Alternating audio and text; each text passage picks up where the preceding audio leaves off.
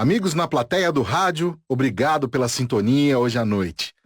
Agora estamos na segunda metade da lição sobre pensamento preciso.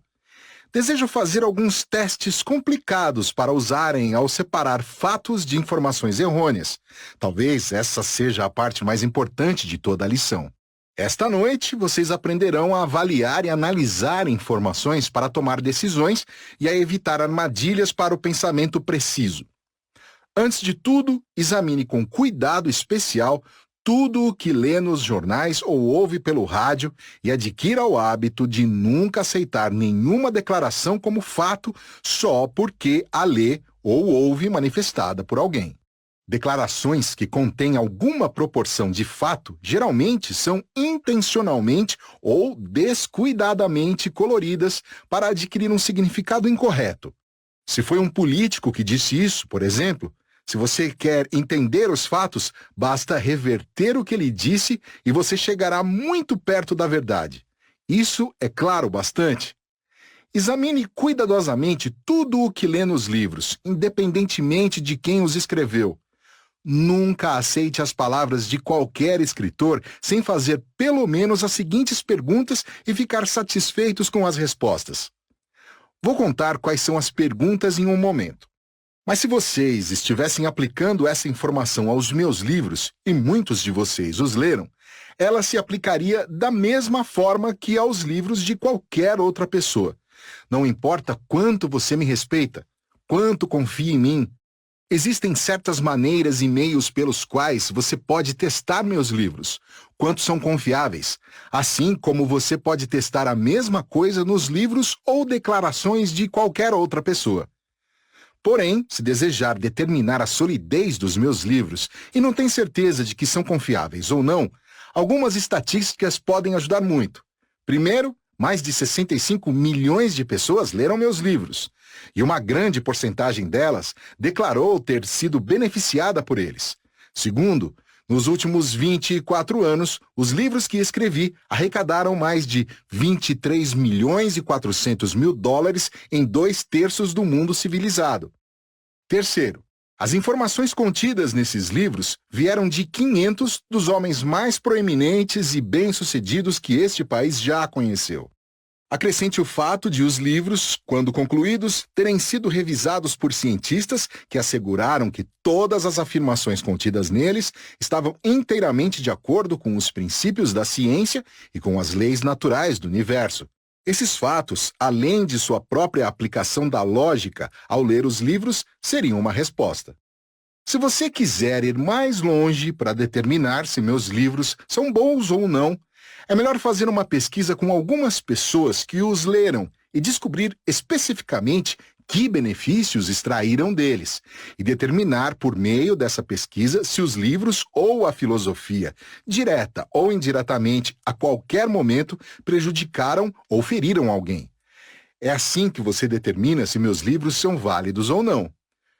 Quantos de vocês fizeram isso? Bem, é claro que eu não esperava que alguém tivesse feito isso.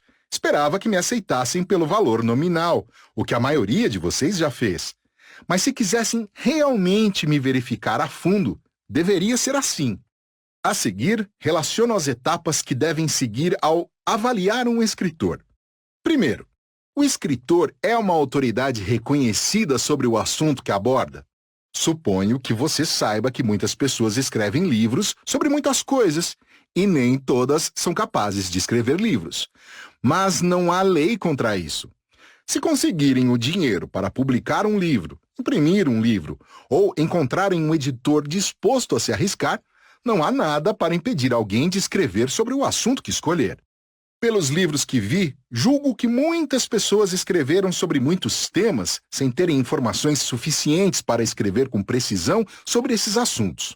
Segundo, o escritor teve um motivo oculto ou de interesse próprio, além de fornecer informações precisas, quando escreveu o livro que você está avaliando? Você sabe que as pessoas nunca fazem nada sem um motivo.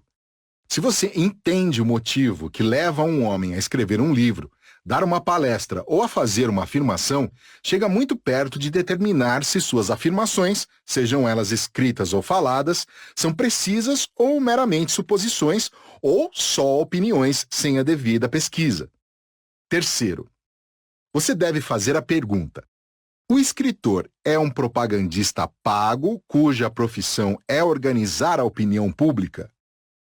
Nos últimos 20 ou 25 anos, a palavra propaganda passou a ser usada de maneira tão generalizada e causou tanto prejuízo por todo mundo que cabe a qualquer pessoa que queira ser um pensador preciso olhar cuidadosamente qualquer declaração feita por qualquer pessoa que reflita de maneira negativa sobre o valor de nosso país, nossa forma de governo, nosso modo de vida americano, ou qualquer coisa que diga respeito a nós como americanos.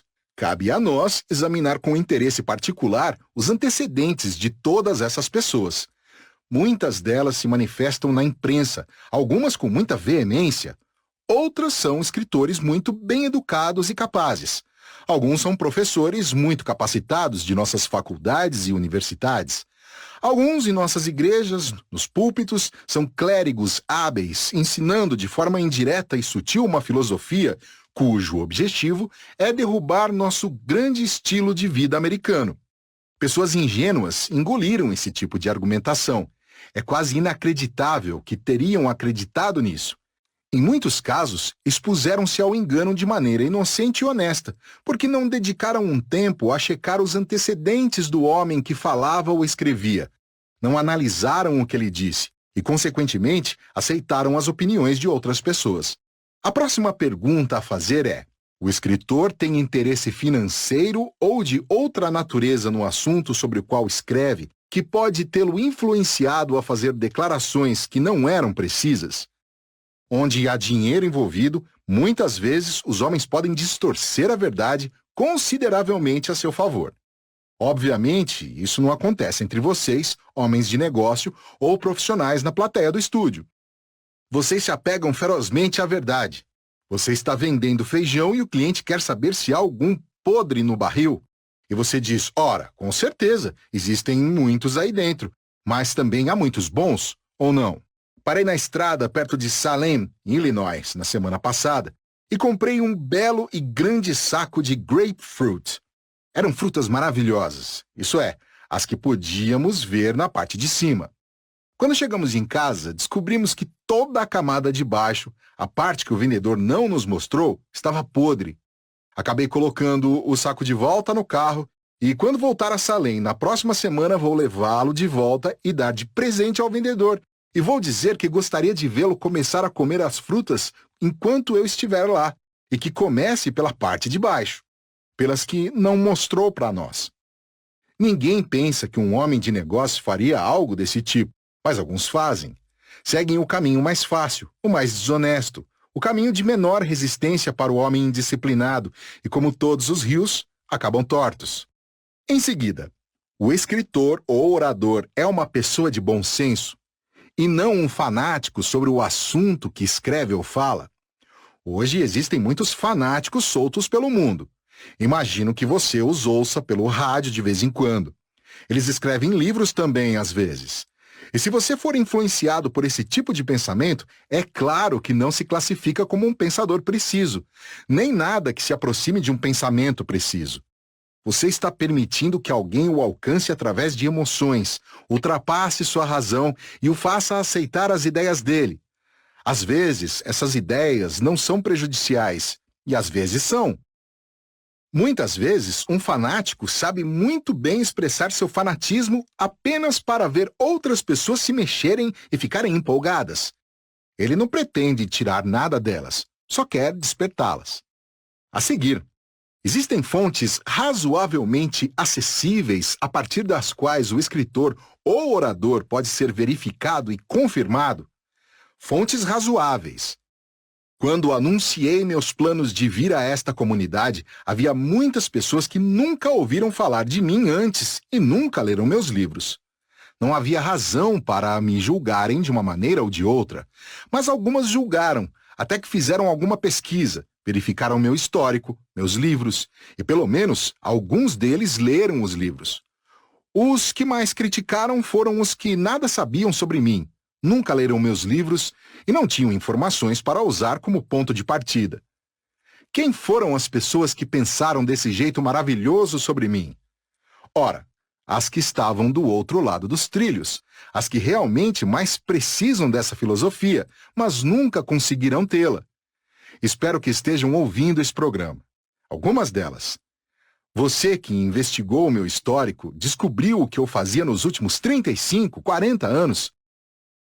Você julgou a própria filosofia na análise final e a considerou sólida. Você descobriu que funcionava onde quer que a aplicasse. Em outras palavras, você usou um pensamento preciso.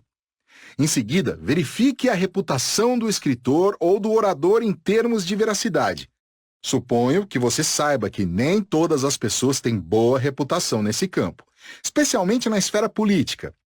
Se você vai ser influenciado por políticos, lembre-se de que, de todas as profissões nesse mundo onde a verdade é mais escassa, nenhuma supera o campo da política. Quando eu era novo, era comum olhar com respeito para um político, um congressista, digamos. Mas hoje em dia, se você chamar um homem de político, é provável que tenha que enfrentar um processo por calúnia. Política passou a significar um sistema vergonhoso, indigno e injusto de tentar assumir um cargo, não por méritos próprios, mas pelos deméritos dos colegas. Esse é um tipo peculiar de técnica de vendas e um tipo peculiar de pensamento. É claro que existem exceções a essa regra. Há políticos que não agem assim e não recorreriam a isso, mas a maioria deles é assim. Por esse motivo, vocês, eleitores, eu e você, temos o dever conosco e com nossos semelhantes de, ao lidarmos com políticos, não sermos influenciados por nenhum que tente conseguir o cargo tentando derrubar o concorrente. Em seguida, aprenda a ser cauteloso e a usar o próprio julgamento, não importa quem esteja tentando influenciá-lo. Se uma afirmação não se harmoniza com o seu poder de raciocínio e se está em desequilíbrio com sua experiência e lógica, pelo menos aguarde até poder fazer uma análise mais aprofundada. Não siga em frente até obter mais informações. A falsidade tem um jeito esquisito de trazer com ela algum tipo de aviso, talvez no tom da voz de quem a divulga. Isso, quando é reconhecido, é chamado de intuição. Não é estranha essa coisa de a falsidade trazer com ela, seja qual for a sua forma de expressão, um aviso. Posso dizer com sinceridade que em toda a minha vida, apesar do número de pessoas com quem me decepcionei, nunca fui enganado por ninguém sobre nada. Muitas vezes, por exemplo, ao contratar gerentes dos negócios, eu tive cerca de 10 gerentes, e quase todos deram errado. Estavam mais interessados em tirar alguma coisa de mim do que em fazer algo por mim. Nesses casos, esse aviso veio quando eu estava entrevistando esses homens antes de contratá-los. Mas eu precisava de alguém e escolhi o mais próximo, não porque tinha plena confiança nele, mas porque esperava que meu aviso interior fosse falso, que ele fosse bom, mas raramente funcionava dessa maneira. Se você se observar em transações comerciais e em situações sociais, verá que algum aviso sempre acompanha a falsidade. Não sei dizer como detectá-lo, só você pode perceber. As mulheres geralmente sabem mais sobre isso do que os homens. Ouvi dizer que no namoro, as mulheres não prestam tanta atenção ao que os homens dizem, mas a como dizem. É isso mesmo, senhoras, ou não? Eu acho que sim. Não é tanto que o homem diz, mas o modo como ele diz que o telegrafa para a mulher, que tem uma intuição muito mais aguçada que os homens. Se o homem está mentindo ou tentando causar uma boa impressão, ou se está sendo sincero. Quando quero saber sobre homens, sempre levo comigo minha esposa, Annie Lou. Ela tem uma intuição forte. Eu a deixo à vontade com o homem sobre quem gostaria de saber muito mais e deixo conversando um pouco com ele. Ela sempre volta com um relatório sobre ele. E que eu saiba, nunca errou. A maioria das mulheres tem intuição forte, mas muitas nem sempre se deixam guiar por esse sentimento. Frequentemente o ignoram. E quando fazem isso, geralmente enfrentam problemas. Acho que vocês podem confirmar isso também, senhoras. Ao procurar fatos com outras pessoas, e isso é muito importante, Não divulgue a ela que fatos deseja encontrar, porque muitas pessoas têm o hábito de tentar agradar, mesmo que tenham que inventar ou exagerar. Aborde qualquer pessoa e pergunte a ela onde fica algum lugar pequeno e fora de mão, e ela vai apontar para a rua e diz: "Ah, é por ali. Siga uns 3 quilômetros, depois vire à esquerda, direita e continue 3 quilômetros. E depois siga mais 3 quilômetros e é lá." Na verdade, o lugar pode ficar para o outro lado, mas a pessoa nunca vai dizer que não sabe. Sempre vai dar informações. A maioria das pessoas é assim. Não quer admitir que não sabe. Quando descobrem que resposta você espera, existe uma característica comum, uma fraqueza comum nas pessoas de tentar fornecer a resposta que você está procurando. Lembre-se disso. Lembre-se de que, se você realmente quer informações, não dê à pessoa a quem pergunta a menor ideia do que acha que ela vai dizer. Assim, sem nenhuma orientação, talvez ela cometa um deslize e fale a verdade. Tudo isso vem sob o título de pensamento preciso. A ciência é a arte de organizar e classificar fatos. Quando você quiser ter certeza de que está lidando com fatos, procure fontes científicas para os testes, sempre que possível. Os homens da ciência não têm razão nem propensão para modificar ou mudar fatos, nem deturpá-los. Os cientistas são os pensadores mais precisos do mundo, porque estão procurando o que existe aqui, não o que gostariam de encontrar lá. Quando Madame Curie começou a pesquisar o rádio, quando ninguém sabia como era o rádio, não sabiam quantas moléculas no átomo, não sabiam onde pesquisar, ela começou com a mente aberta. Se não tivesse a mente aberta, nunca teria descoberto a existência do rádio. Ela chegou à hipótese, através de raciocínio indutivo, de que deveria haver um metal conhecido como rádio, e seguindo certos princípios da ciência, finalmente isolou e controlou o metal. Outra coisa sobre o pensamento preciso. Suas emoções nem sempre são confiáveis. Na verdade, geralmente são 95% não confiáveis. Isso tem a ver com todas as suas emoções, negativas e positivas.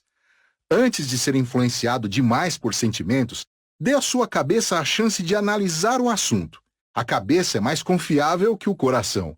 A pessoa que se esquece disso geralmente se arrepende. Aqui estão alguns dos principais inimigos do pensamento razoável. No início da lista, você nunca teria imaginado. Mas no início da lista, o inimigo mais destacado do pensamento preciso é o maior de todas as emoções. É a emoção do amor. Para ser um pensador preciso, você vai ter que amarrar uma corda em cada extremidade do seu coração e segurar as duas pontas o tempo todo. Se cair na expressão excessivamente caprichosa da emoção do amor, tome cuidado para não soltar as duas pontas. Continue segurando uma delas, pelo menos. Algumas pessoas, quando cedem ao sentimento de amor, mergulham de cabeça, exageram, e algumas nunca voltam à tona para respirar. É uma pena, não é? Que a maior de todas as emoções possa ser, e muitas vezes seja, a mais perigosa de todas. A emoção do amor nunca é perigosa para um pensador preciso. Em toda a minha vida, eu tive muitos casos de amor. Pode ter certeza disso. Melhor confessar isso agora. Já tive muitos. Mas em toda a minha vida, só me machuquei uma vez e acho que nunca machuquei ninguém, exceto uma vez. A ocasião em que me machuquei foi quando mergulhei de cabeça e esqueci de segurar aquela outra corda. Perdi o limite e isso me custou caro. Custou pelo menos $1 milhão em dinheiro. E isso não é pouco. Felizmente eu tinha como pagar. Mas isso não foi nada comparado à tristeza e ao sofrimento e ao que isso fez comigo. Levei 5 anos para me recuperar, para voltar ao ponto de partida. Essa é uma parte da minha história que vocês não conheciam, acho. Mas podem ouvi-la e podem saber que qualquer pessoa está sujeita a isso. Com toda a minha capacidade de usar a autodisciplina, ultrapassei os limites porque escolhi ignorar. Quis ter uma experiência amorosa com uma pessoa perigosa. E, senhoras e senhores, eu a tive. E quero contar uma coisa a mais. Valeu a pena. Valeu a pena porque me recuperei e aprendi com isso. A confissão faz bem à alma. Valeu a pena de várias maneiras. Em primeiro lugar, aprendi a não fazer aquilo de novo. Segundo, aprendi que era forte o suficiente, apesar de ter cedido à mais marcante e influente das emoções para recuperar o equilíbrio e o raciocínio. Seria impossível alguém me pegar nesse truque de novo. Na verdade, ninguém me enganou. Eu mesmo me enganei. Mergulhei de cabeça. Queria ver como era. Tinha tido todas as outras experiências praticamente. Queria ver como era sofrer por amor. E, irmão, eu entendi. Foi uma lição de $1 milhão. Alguns outros principais inimigos do pensamento preciso são o ódio, a raiva, o ciúme, o medo, a vingança, a ganância, a vaidade, o egoísmo, o desejo de algo em troca de nada e a procrastinação. Você nunca pensa corretamente quando está com raiva, lembre-se disso. Você nunca será um pensador preciso se permitir que essas emoções, as construtivas, as positivas ou as negativas, o dominem. Pensar com precisão é coisa para sangue frio, senhoras e senhores. Muito sangue frio. É algo que se faz com a cabeça, não com o coração. Eu não gostaria de ser uma pessoa que não permite a expressão do coração. Ora, eu seria um humano robô. Não quero dizer que você deve desligar suas emoções mais refinadas, nem nenhuma delas totalmente, mas digo que você pode usar a autodisciplina para manter todas essas emoções sob controle o tempo todo. Quando chega ao ponto em que precisa ter sangue frio para pensar e lidar com os fatos, em vez de deixar que suas emoções o dominem, é nesse momento que você recorre à autodisciplina e deixa a cabeça pensar, não o coração. O amor é a melhor coisa do mundo, não há dúvida. Não haveria civilização sem ele. O homem não seria nada mais que um animal sem ele. Da mesma forma, é a mais perigosa de todas as emoções se você não for um pensador preciso. Suspeito que haja pessoas nessa plateia que possam concordar com isso. Depois tem o fanatismo religioso, que é um inimigo do pensamento preciso. Se você não abordar sua religião através dos meios mais práticos para determinar se é boa e útil para você, se só lida com ela do ponto de vista do fanatismo, você nunca será um pensador preciso. Na política, o fanatismo é prejudicial ao pensamento preciso. Por acaso tive o privilégio de trabalhar de perto com Franklin D. Roosevelt, durante o seu primeiro mandato como presidente. Havia alguns membros de seu círculo mais próximo que acreditavam que ele havia sido enviado diretamente do céu no primeiro mandato. Por outro lado, outros achavam que ele tinha vindo de outro lugar. E nos dois casos, o pensamento não se baseava necessariamente no conhecimento do homem, mas na maneira como essas pessoas se sentiam em relação ao que ele estava fazendo. Fanatismo. E se quiser vê-lo em seu ponto máximo, procure-o no campo da religião e no campo da política, mais do que em qualquer outro lugar. E logo a seguir, no campo da economia. A única coisa sobre a qual você tem controle total é o poder do pensamento. Não ceda essa prerrogativa a ninguém, por nenhum motivo. Entusiasmo e imaginação descontrolados também são perigosos para essa coisa de pensar com precisão. Fique atento aos dois especialmente. Eles são perigosos quando não estão sob seu controle. É maravilhoso ter entusiasmo. Na verdade, não sei de nada que não tenha sido realizado sem que houvesse entusiasmo. É maravilhoso ter imaginação, imaginar uma coisa mentalmente antes de criá-la ou antes de vê-la em sua forma física. Se não fosse por entusiasmo e imaginação, o grande estilo de vida americano, como o conhecemos hoje, com todas as nossas conveniências, todas as nossas riquezas, não existiria. Os índios ainda estariam aqui dirigindo este país. E talvez não fosse uma má ideia, afinal, se estivessem. Nesse ponto, vocês deveriam aplaudir. Por último, mas não menos importante, para ser um pensador preciso, permita que sua mente seja um eterno ponto de interrogação. Questione tudo e cada um até ter certeza de estar lidando com fatos. Faça isso em silêncio, no silêncio de sua mente, e evite se tornar conhecido como um São Tomé. Seja um bom ouvinte, mas também seja um pensador preciso enquanto ouve. Vejo que nosso tempo acabou. Obrigado e boa noite.